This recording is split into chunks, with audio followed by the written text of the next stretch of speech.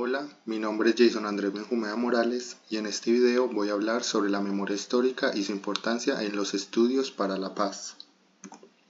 Para iniciar vamos a hablar sobre lo que es la memoria histórica.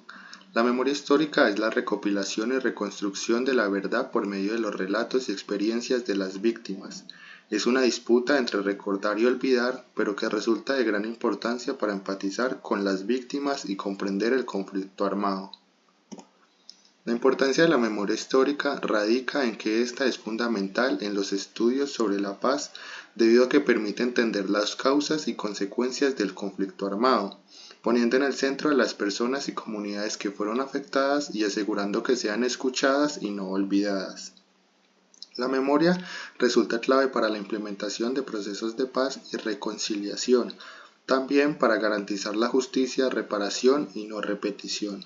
En cuanto a la importancia para la no repetición, la memoria histórica ayuda a evitar nuevos conflictos violentos al entender los efectos de estos y aprender de los errores del pasado. También ayuda a promover la educación para la paz a las nuevas generaciones. La memoria fomenta también el compromiso social con la paz y la reconciliación y evita la justificación de nuevas formas de violencia. También es importante para la sanación de las víctimas, ya que permite que las víctimas sean escuchadas, les ayuda a controlar esos recuerdos reprimidos que les causa dolor y frustración, tal cual como lo dijo Todorov, y también ayuda en su proceso de reparación y justicia, al igual que facilita el reconocimiento de su sufrimiento y su dignidad. Gracias a la Comisión Histórica del Conflicto y sus víctimas se han identificado 5 ejes para entender el conflicto armado. El primero de estos ejes es la disputa por la tierra, ya que la lucha por la tierra ha sido un tema central en el conflicto, ya que la desigualdad en su distribución y el despojo de tierras han generado enfrentamientos entre campesinos, grupos armados y el Estado. A lo largo del tiempo, este ha sido un problema que no se ha resuelto del todo y sigue siendo clave en la violencia. El segundo eje es la falta de participación política, ya que en Colombia los movimientos alternativos han enfrentado dificultades para acceder al poder, ya sea por restricciones legales, violencia o persecución. En muchas ocasiones, cuando estos grupos logran entrar a espacios en la política, son atacados por actores armados o que buscan utilizarlos para sus propios intereses. Esto ha limitado el desarrollo de una democracia plena y ha generado desconfianza en el sistema político. La falta de garantías para la participación política ha llevado a algunos sectores a recurrir a la lucha armada como medio de expresión. El tercer eje y uno de los ejes más importantes ha sido el narcotráfico en Colombia, ya que este ha sido un motor clave para el conflicto armado, ya que proporciona los recursos económicos para la financiación de grupos ilegales, ya sean tanto guerrilleros como paramilitares y otros actores armados que encontraron en la producción y venta de droga una fuente de ingresos que les permitió comprar armas. Además, el narcotráfico no solo influyó en lo militar, sino que también en lo social y cultural. Cambió valores en la sociedad colombiana, normalizando la violencia como mecanismos de ascenso social y generó corrupción en distintas instituciones del Estado. La guerra contra las drogas ha sido un factor que ha complicado aún más la violencia en el país. El cuarto eje para entender el conflicto armado ha sido las ideologías y la presión internacional, ya que factores externos como la Guerra Fría han influenciado la guerra interna entre la ideología de los de izquierda y los de derecha. También la lucha contra el narcotráfico ha hecho que Colombia tome medidas drásticas que han afectado a veces más a las comunidades que a los verdaderos culpables del narcotráfico. También la lucha contra el terrorismo ha influido en el conflicto. Las presiones internacionales han llevado a decisiones internas que en muchos casos han agravado la violencia en lugar de resolverla. Por último, tenemos la falta de presencia estatal en los territorios, ya que en muchas regiones de Colombia el Estado no ha tenido una presencia fuerte ni uniforme. Esto ha permitido que grupos armados controlen territorios y la población en estas zonas sientan que el conflicto no es una preocupación para quienes viven en las grandes ciudades. Por otro lado, la memoria histórica también ha influenciado en la creación de políticas de la memoria en Colombia. En este video voy a hablar de 4 que se crearon entre 2005 y 2015. La primera de estas fue la Ley 1975 de 2005 justicia y paz. Esta ley se creó para facilitar la desmovilización de los grupos paramilitares en Colombia y garantizar que sus miembros rindieran cuentas por los delitos cometidos. Su objetivo principal era ofrecer beneficios jurídicos a cambio de que los desmovilizados confesaran la verdad, repararan a las víctimas y ayudaran a la búsqueda de desaparecidos.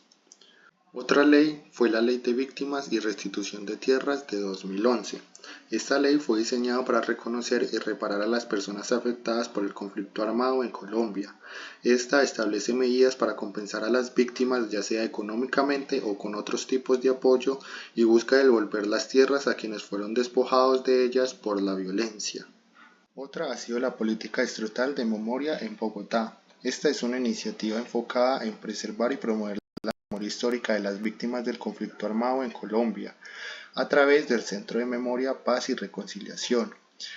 Con esto se busca recordar lo sucedido, generar espacios de diálogo y fomentar la no repetición de la violencia. Por último, tenemos la Comisión de la Verdad. Esta comisión fue creada como parte del acuerdo de paz con las FARC en 2016.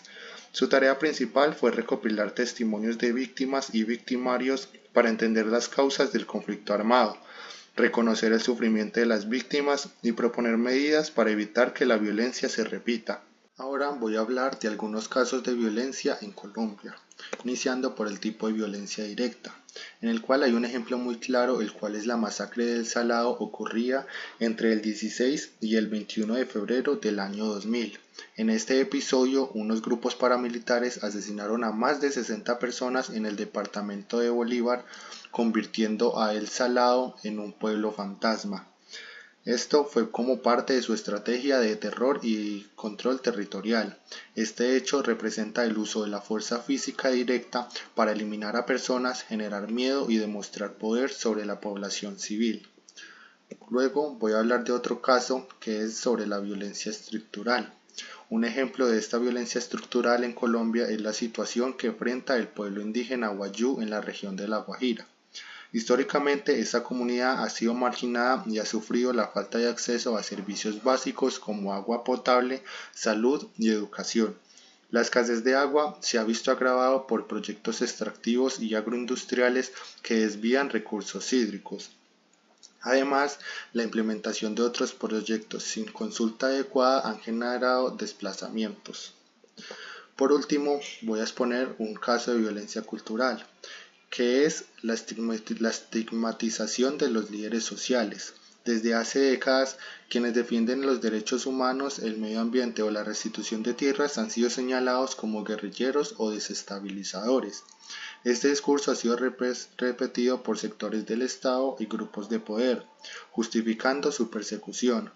Desde la firma del Acuerdo de Paz en 2016, cientos de líderes han sido asesinados, especialmente en zonas rurales.